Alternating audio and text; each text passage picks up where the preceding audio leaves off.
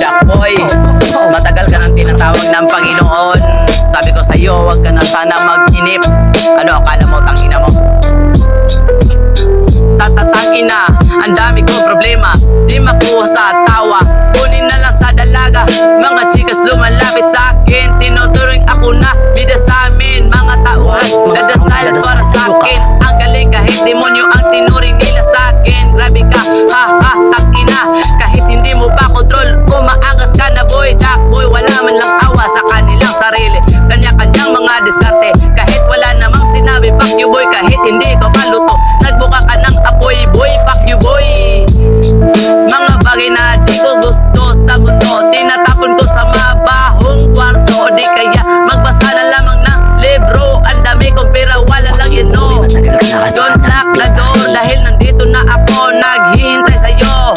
Fuck you, blue azul, ang taong tumatahulhul kahit hindi pa ako maligo. Maraming kababaihan ang lumalapit sa akin. Ang lakas mo pumorma, daig pa sa'yo ang punggoy na umakyat sa kahoy.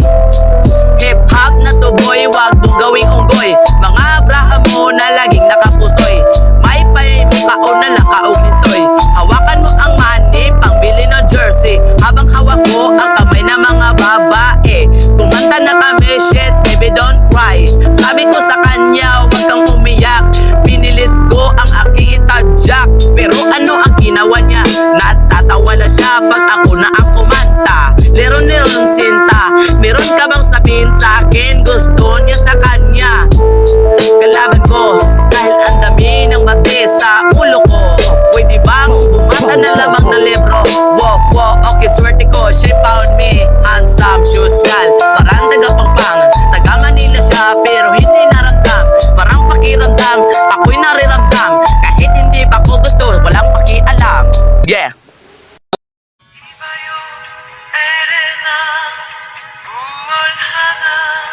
Slow mo